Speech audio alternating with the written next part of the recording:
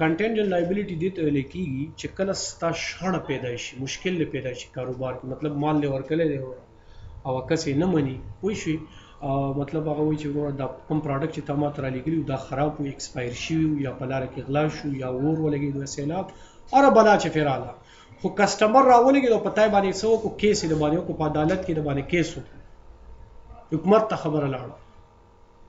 صحیح ده که نه؟ نو اوس دا د سره لپاره څه شو؟ کنټینجنټ لایبیلیټي شو، دا کنفرم لایبیلیټي نه. صحیح ده؟ نو چې کله دا کیس چلیږي چې کله دا کیس مطلب کسټمر وګټو ستانه، دا کسټمر دا کیس ستانه وګټو، نو بیا دا څه شوله؟ دا ستاره لپاره به کنفرم لایبیلیټي بیا به ته دا ورکړي. کنټینجنټ لایبیلیټي لانجماره قرضه، ټیک ده که نه؟ چې پای باندې لانجه روانه ده، کیس روان دی په عدالت کې، دغه ته کنټینجنټ لایبیلیټي وایي. بل زموږ څه ګوره ډیټرز دی او ریسیویبلز دی. ډیټرز او ریسیویبلز مطلب دا دی چې کله مونږه یو هغه کسټمر چې هغه ته مونږ مال ورکو په قرضو باندې، هغه زموږ په څه کې راځي؟ په ریسیویبلز کې راځي. ا کسټمر زموږ لپاره ډیټرز دی او هغه ته چې دا کومې روپۍ دي دغه ته ریسیویبل ویل کېږي. صحیح ده که نه؟ او بیا دا ډیټرز چې کوم دي کسټمر دا په درې قسمه دي. یو ته ویل کېږي ګډ ډیټس، یو ته ویل کېږي ډاؤټفul ډیټس، یو ته ویل کېږي بیډ ډیټس. ګډ ډیټس هغه قرضه چې هغه یقیني وي چې دا به دا ماته راکوي، نه پای کې څه ستونزه نه وي. یو زموږ سره ډاؤټفul ډیټس، ډاؤټفul شک ته ویل کېږي، هغه قرضه چې پای کې شک وي، مطلب ما دې کس ته دا پراډکټس لیږلي کېدای شي دا پراډکټس ته خوښ نه شي، یا دا پراډکټس زاړه دي، مارکیټ یې اوس نشته، زوړ مال دی. نو چې کوم ټرانزیکشن کې ستا شک وي چې یاره دا به دا کس به قبول کړي یا به قبول نه کړي، خوښ به کړي یا به خوښ نه کړي، دغې ته به ویلی شي جناب ډاؤټفul ډیټس. دریم نمبر راځي بیډ ډیټس. بیډ ډیټس هغه قرضه ده چې د هغې زموږ توقع نه وي چې دا به موږ ته میلاویږي، هغې وجه کېدی شي موږ چې چاته مال ورکړی و هغه تاوان وکړو، کار یې پرېښود، یا اور ولګېدو د هغه هر څه وسوځو، یا طوفان راغلو هر څه یې لغوه شو، خراب شو، ګډوډ شو. صحیح ده که نه؟ نو هغې بیا په بیډ ډیټس کې راځي چې زموږ بالکل توقع نه وي، زموږ بالکل یقین نه وي چې دا قرضه به ماته میلاوي، نو هغه بیا په څه کې راځي؟ په بیډ ډیټس کې راځي. خراب. دې نه علاوه زموږ سره نیکسټ راځي جناب کریډیټر او پیبل. دا اوس اپوزیټ دی د څه شي؟ د ډیټس او ریسیویبلز. هغه شخص یا هغه بزنس د چا نه چې مونږه مال راوړو په قرض باندې، هغه زمونږه صحیح، هغه زمونږه کریډیټرز وي. سپلایر ته اشاره کوي، د چا نه چې ته مال اخلي، ستا هم کمپني دی او ته د بلې کمپنۍ نه مال اخلي، نو بلې پارټۍ نه مال اخلي، نو هغه ستا لپاره څه دی؟ کریډیټرز دی. خو هغه کومې پیسې چې په تا باندې قرض دي هغې ته پیبل ویل کېږي، دا به ته ورکوې، دا په تا باندې فرض دي، دا په تا قرضه ده، دا به ته ورکوې. بل زموږ سره راځي کیپیټل ایکسپینډیچر او ریوینیو ایکسپینډیچر. کیپیټل ایکسپینډیچر هغه ایکسپینډیچر دي چې په هغې باندې یا مونږه پیکس ایسټس واخلو یا نان کرنٹ ایسټس واخلو. پیکس ایسټس او کرنٹ ایسټس دواړه یو شی دی. پیکس ایسټ موږ مخکې ویلي پیکس ایسټ دی او کرنٹ ایسټ دی، دواړه یو دی، یو نان کرنٹ ایسټس دی. صحیح ده که نه؟ کیپیټل ایکسپینډیچر هغه اخراجات، هغه خرچې چې هغې باندې یا مونږه کرنٹ ایسټس واخلو یا نان کرنٹ ایسټس واخلو چې د کوم پیدا به مونږ ته د ډېر وخت لپاره وي، د ډېر وخت لپاره 1200 میاشتو نه زیاته پیدا وي مونږ ته. صحیح ده که نه؟ هغه خرچه چې د هغې پیدا د ډېر وخته پورې وي، یو کال نه زیات وخته پورې وي، هغې ته ویل کېږي کیپیټل ایکسپینډیچر. صحیح ده؟ یو زموږ سره دی ریوینیو ایکسپینډیچر. ریوینیو مینز دا دی هغه خرچې چې هغه مونږ په یو سیلز باندې وکړو چې د هغې پیدا مونږ ته هغه وخت سره د هغې پیدا ختمېږي او د هغې پیدا چې کومه دی هغه د ډېر وخته پورې نه وي. لکه مثال په طور باندې مونږ یو کسټمر ته مال ورکو او د هغه مال د هغه ګودام ته د رسولو دپاره مونږ چې کومه دی دا د ګاډي خرچه مونږ وکړله، دا زموږ سره په ریوینیو ایکسپینډیچر کې راځي. یا مونږه تنخواګانې ورکړې دي یو میاشت، د جنوري د میاشتې تنخوا مو ورکړل خپل امپلایز ته، نو دا د دغه میاشت تنخوا شو، پر روانې میاشت کې به بیا ورکوم، په بلې میاشت کې به بیا ورکوم. یو کسټمر ته د مال ولېږو د هغې د ګاډي خرچه ورکړه، بل کسټمر ته ولېږو د هغې د ځان د ګاډي خرچه ورکړه. نو ریوینیو ایکسپینډیچر هغه اخراجات چې هغه په کال کې دننه ختمیږي، د هغه پیدا چې کومه دی هغه دایمي نه وي، یا په کال کې دننه یا میاشت، 2 میاشتې، 3 میاشتې، په دې کې دننه د هغې پیدا چې کومه دی هغه ختمیږي، نو هغې ته ویل کېږي ریوینیو ایکسپینډیچر. یا مطلب دا دی موږ بلډینګ کې ریپیر وکړو، یا په ګاډي کې نه دی، ګاډي کې مشکل و هغه ورکشاپ ته بوځو، په هغې کې هم کار وکړو، ریپیرینګ هم وکړو، نو دا په ریوینیو ایکسپینډیچر کې راځي. صحیح شو؟ یو زموږ سره کیپیټل ایکسپینډیچر دی چې هغه د کیپیټل نه کېږي. د کیپیټل اکاونټ مطلب یو بلډینګ دی واغستو، کمپیوټرز دی واغستو، د هغې نه علاوه چې کوم دی دفتر دپاره چې کوم دی فرنیچر واغستو چې د هغې پیدا د کال نه زیاته وي. صحیح ده که نه؟ نو دا زموږ سره یا د پراډکټس دی واغستې، چینی ته بوره واغسته، وریجې دی واغستې، غوړي دی واغسته، ستا کاروبار دی دا ګودام ته دی ویوړه، نو دا چې ته خرڅې دی نه تا ته بېرته فایده کېږي، روپۍ راځي که نه، په هغې باندې بیا ته ځې نور مال پې اخلې، نو داسې سلسله روانه وي. نو زموږ سره کیپیټل ایکسپینډیچر هغه ایکسپینډیچر دی، هغه اخراجات دي چې د هغې نه موږ ته ډېر وخته پورې پیدا وي، د هغې نه موږ ته انکم راځي. یو زموږ سره ریوینیو ایکسپینډیچر دی، نو ریوینیو ایکسپینډیچر هغه ایکسپینډیچر دی چې د هغې پیدا د یو کال نه زیات نه وي، په یو کال کې دننه ختمي. صحیح شو؟ بل زموږ سره راځي، ها یو منټ، جسٹ ا منټ. کیپیټل ایکسپینډیچر چې کوم دی دا موږ په بیلنس شیټ کې ریکارډ کوو، او ریوینیو ایکسپینډیچر دا موږ په انکم سټیټمنټ کې ریکارډ کوو. کیپیټل ایکسپینډیچر دا د اکاونټینګ په کوم کتاب کې؟ په بیلنس شیټ کې ریکارډ کیږي. صحیح ده که نه؟ او ریوینیو ایکسپینډیچر دا د اکاونټینګ په کوم یو کتاب کې؟ په انکم سټیټمنټ کې. دا دواړه را روان دي، بیلنس شیټ، انکم. دا به موږ پریکټیکل په اکاونټینګ سایکل کې څه شی دي؟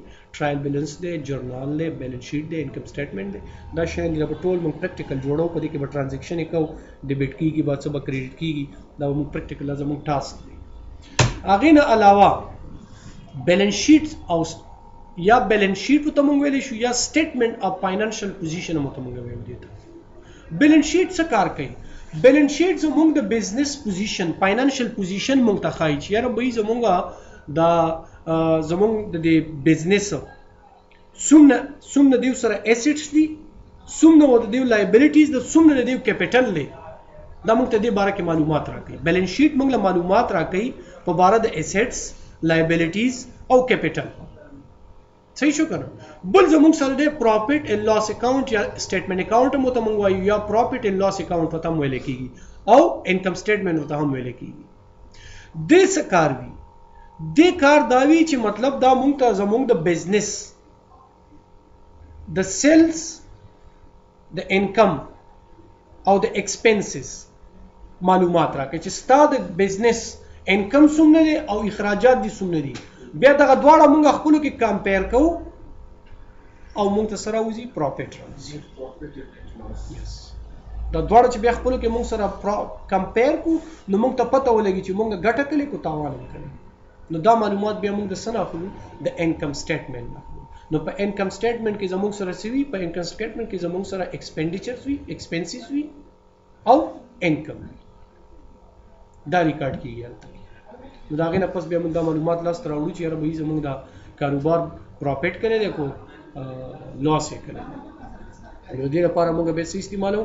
انکم سټیټمنټ. دلته یو خبره ده، ښه دلته داسې خبره ده چې دا انکم سټیټمنټ نه دی پروفیټ او لاس، دا موږ د یو پروډکټ دپاره هم راایستلی شو، د یو کسټمر دپاره هم راایستلی شو چې دې کې د کسټمر سره ما دا ټرانزیکشن وکړو، په دې کې ما ګټه وکړه که نقصان مې وکړو، دا پروډکټ ما اخذ کړو، په دې کې ما ګټه وکړه که نقصان مې وکړو.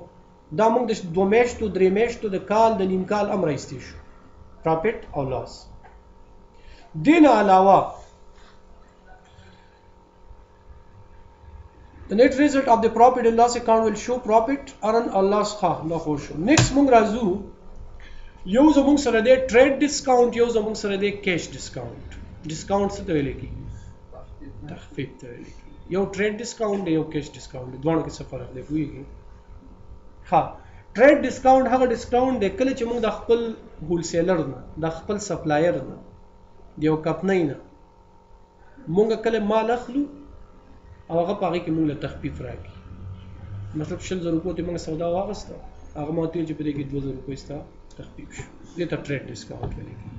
یو کیش ډسکاونټ.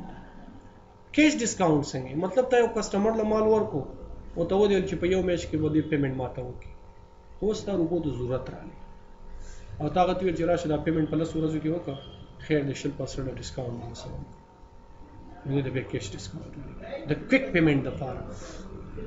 سو ټریډ ډسکاونټ چې کومه دی دا مونږ چې کله د یو خپل مطلب مونږ یو ټي وي اغوستو چې د هغې قیمت و 15,000 روپۍ، و چې کله دا ټي وي مونږ اغوستو نو په دغه وخت کې مونږ ته د هول سیلر د دکاندار مونږ ته ویل چې وروره دې کې به زه تا نه خیر دی 10% ډسکاونټ درکړم. نو اوس دې کس ته به زه 15,000 روپۍ نه ورکوم، د دې 15,000 روپو نه به دا 10% ډسکاونټ وځي، د هغې نه پس چې کوم اماونټ پاتې کېږي هغه اماونټ به زه درته پی کوم، نو هغه 12,000 روپۍ به زه درته اوس ورکوم، 15,000 به نه ورکوم. ولې چې د ما ته په 15,000 روپۍ کې خبره کړې چې په 15,000 کې به تاسو زه 10% تخفیف کوم، نو چې 10% تخفیف به د 2,000 نه وځي، پس د هغې نه به چې کومه دی کوم اماونټ چې پاتې کېږي هغه به زه خپل هول سیلر ته ورکوم، نو دې ته ټریډ ډسکاونټ ویلی کېږي. چې کله مال اخیستی کېږي دوه پارټیانې ولاړي مخامخ او په هغه وخت کې د تخفیف خبره وشي، هغې ته ټریډ ډسکاونټ ویلی کېږي. او کیش ډسکاونټ مونږ هله ورکوو چې کله مونږه مطلب دا دی پیسو ته ضرورت رالو، د یو کس سره زما کاته ده خو د هغه سره ما خبره کړې چې په میاشت کې به دا پیمنټ زه تاته کوم، میاشت پس به ته دا پیمنټ کوم، خو اوس زما ضرورت دی روپو ته او د هغه وخت نه دی پوره شوی، میاشت لا نه ده پوره شوې، او زه ورته ویم چې وروره د دې میاشت نه مخکې ما ته ته څه وکړه، د دې میاشت نه مخکې ما ته دا روپۍ پکار دي دا راته راکړه، نو هغه ته چې کوم ډسکاونټ زه ورکوم هغه بیا په کیش ډسکاونټ کې راځي چې یاره 10% ډسکاونټ هم درکوم، خو دا پیسې دي په دې 10 ورځو کې راکړي یا د 15 ورځو کې راکړي، نو دې ته ویلی کېږي څه شی، دې ته ویلی کېږي کیش ډسکاونټ. په دې باندې زه یو اګزامپل درته اخلم.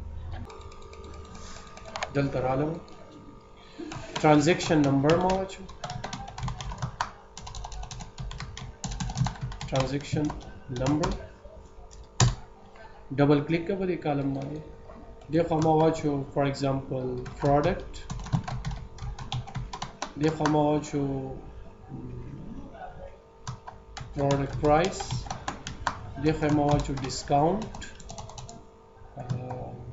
परसेंट वाचो परसेंट देखो बजवाचो में डिस्काउंट और देखो बजवाचो में नेट उसको ट्रांजैक्शन आईडी 1 प्रोडक्ट जमंग सर दे टी कीमत दे 15,000 रुपए दे की जोर को 10% डिस्काउंट डिस्काउंट अमाउंट मालूम 10% چې 15,000 रुपए की 10% डिस्काउंट شي نو 10 रुपए راځي نو ایکوال ساين به ولګو 15,000 سره به ضرب کو 10% انټر درېزه ډسکاونټ کی صحیح ده کنه نو اوس باندې موږ نیټ پیرا وباسو نیټ پیمنٹ نو نیټ پیمنٹ ایکوال او موږ بسو کو د 15,000 نه به ماینس کو درېزه انټر نو 2,000 به زموږ سره سره شي جناب دا به زموږ اماونټ راشي صحیح ده نو دا کوم دا زموږ سره ټریډ ډسکاونټ ट्रेड डिस्काउंट वो कंट्रोल सी और कंट्रोल वी लांदी को मंग दलते के मंग सरा फॉर एग्जांपल जमंग सरा दे एलसीडी 15,000 د دې قیمتو ډسکاونټ پدې کې نه صحیح ده کنه ما پدې باندې د مال ورکو خپل کسٹمر نو دا ما ته 15,000 روپۍ خو دې کې مونږ وسکو پدې کې مونږه پیمنٹ ډیټ چې کوم دی جو خو زه واچم پیمنٹ ډیټ بیا خو بیا واچو دې ځکه دا به شو انسرټ تا انسرټ شیټ کالم دلته به مونږ واچو پے ډیټ نه ها واچو دې په کولو ډیټ به مونږ ته وخایو درشتم 2020 په دې باندې به دا مونږ ته دې پیمنٹ کوي صحیح ده کنه خو کوز مونږ ضرورت رااله اچانک پیسو ته ضرورت رااله صحیح ده او د کسټمایو چې ورته تاسو سره اوس نن زما سره څوم تاریخ دی څلورم تاریخ دی ورځ لا شته د پیمنٹ ته خو زمونږ اچانک ضرورت نه نو په دې کنډیشن کې به هغه کنوینس کې هغه به قایل کې هغه به دې ته اړ کې مجبور کې چې هغه تاسو د 10 ورځې مخکې پیمنٹ وکړي نو سبا ورکې لالچ مو ورکړي نو ته وایي چې جناب خیر د تماته د پیمنٹ وکړه 15 پورې 15 تاریخ پورې تاسو سره به 12% ډیسکاونټ خیر دی نو دا 12 دلته کې ولیکا دلته 12 ولیکا نو دا څه شو دا ستا په کیش ډیسکاونټ کې 1300 روپۍ جوړیږي چې 15000 کې 12% ډیسکاونټ شي 1300 روپۍ جوړیږي نو اوس به دا 11000 10